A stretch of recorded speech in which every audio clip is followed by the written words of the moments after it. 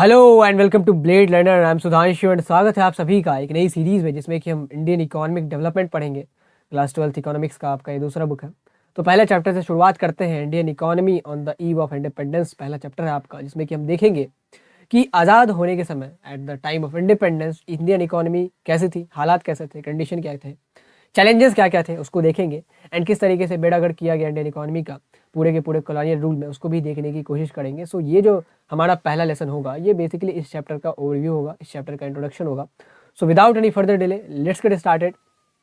शुरुआत करेंगे हम। पहला जो टॉपिक है हमारा वो होगा कि ये जो हमारा कॉलोनियल रूल था 1757 से लेके बैटल ऑफ प्लासी से लेके 1947 तक, तकरीबन 200 सालों का, उस दौरान इकोनॉमिक डेवलपमेंट किस तरीके से हुए, जीडीपी ग्रोथ रेट कैसा था एंड जो पर कैपिटा इनकम थी वो कैसी रही, उसको देखेंगे। आगे चलते हुए एग्रीकल्चर सेक्टर में किस तरीके से ग्रोथ हुए, परमानेंट सेटलमेंट को देखेंगे, किस तरीके से कमर्शलाइजेशन होता है उसको देखेंगे, क्या इंपैक्ट पड़ा कमर्शलाइजेशन का फेमीज के रूप में, उसको भी देखेंगे। नाउ जो उसके बाद इंडस्ट्रियल सेक्टर है, most sought out sector but under perform रहा पूरे के पूरे कॉलोनियल रूल के दौरान। Lack of capital goods industry, ये क्या प्रॉब्लम थी उसको देखेंगे। किस तरीके से इन्वेस्टमेंट नहीं किया जा रहा था क्योंकि डोमेस्टिक पॉपुलेशन के पास पैसा नहीं था, और ब्रिटिशर्स उस कंट्री में इन्वेस्ट क्यों करेंगे जहां वो, जिसको वो कॉलोनी बना के रूल कर रहा है। एंड आगे जो फर्दर प्रॉब्लम्स थी इंडस्ट्रियल सेक्टर में कि पहले हमारे यहाँ बहुत ही ट्रेडिशनल हैंडीक्राफ्ट इंडस्ट्री हुआ करती थी, बहुत फ्लरिशिंग, बहुत ज़्यादा एक्सपोर्ट करते थे हम सेंट्रल एशियन कंट्री में, मिडिल ईस्ट में, यूरोपियन कंट्रीज़ में भी। तो उसको सिस्टमेटिकली डी इंडस्ट्रियलाइज करा गया, उसको भी देखेंगे। उसके बाद देखेंगे कि हमारा जो फॉरेन ट्रेड था at the eve of independence कैसा था, कि जब हमारा देश आज़ाद होता है तो हमारे एक्सपोर्ट और इंपोर्ट का कंपोजिशन कैसा था, कि किस तरीके के गुड्स हम एक्सपोर्ट कर रहे थे, किस तरीके के गुड्स हम इंपोर्ट कर रहे थे। ट्रेडिशनली इंडिया एक एक्सपोर्ट इकोनॉमी थी, हमारे यहाँ से बहुत ज़्यादा फिनिश्ड गुड्स का एक्सपोर्ट होता था, लेकिन उसको किस तरीके से पूरा शिफ्ट करा गया उस कंपोजिशन को। बाद में हम रॉ मटेरियल बस एक्सपोर्ट करने लगे एंड हमारे यहाँ इंपोर्ट होता था फिनिश्ड गुड्स का यूरोप से, ब्रिटेन से पर्टिकुलरली।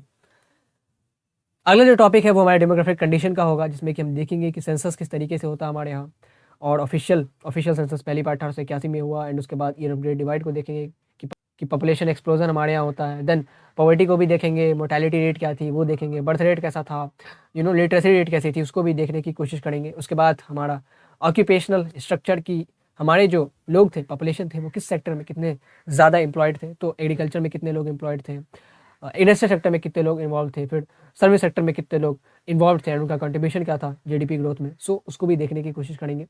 उसके बाद देखेंगे कि इंफ्रास्ट्रक्चर किस तरीके से हुआ डेवलप कॉलोनियल रूल के दौरान। रेलवेज़ की बात करेंगे, एयर ट्रांसपोर्ट की बात करेंगे, एयर इंडिया भी उसी दौरान शुरू करी गई थी टाटाज के द्वारा। उसके बाद देखेंगे कि अलग अलग जो मीन्स ऑफ कम्युनिकेशन थे, टेलीग्राफ हो गया, पोस्ट ऑफिस हो गया, उसकी भी चर्चा करेंगे। उसके बाद हम देखेंगे कि positive impact of colonial rule क्या रहा था, किस तरीके से उन्होंने एक जो एडमिनिस्ट्रेटिव सेटअप हमें दिया, उसका यूज़, ब्यूरोक्रेसी उन्होंने दिया, उसकी यूज़ आज भी बहुत मास लेवल पे हमारी गवर्नमेंट करती है, state government and central government.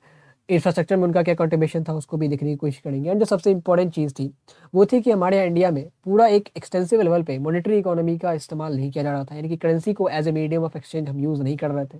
Barter system तभी भी प्रिवेलेंट था, उसको ब्रिटिशर्स आके उसको बहुत ज़्यादा एबॉलिश करते हैं। एंड ऑफिशियली आप कह लें तो ब्रिटिशर्स जब छोड़ के जाते हैं तो हमारी कंट्री ओवरऑल देखेंगे तो कश्मीर से लेकर कन्याकुमारी तक पूरी की पूरी मॉनेटरी इकोनॉमी हो चुकी थी, यानी कि हम बार्टर सिस्टम ऑफ एक्सचेंज को एबॉलिश भूल चुके थे। लास्ट में कंक्लूजन देखेंगे कि state of Indian economy on the eve of independence क्या था, कि किस तरीके से चैलेंजेस थे, क्या क्या कंडीशन थे, एंड चैलेंजेस को फिर आगे के सब्सिक्वेंट चैप्टर्स में देखेंगे किस तरीके से रिजॉल्व करा जाता है through plannings and all. So that's it for today, hope you have enjoyed it, hope you have understood it. Thank you for watching, have a great day.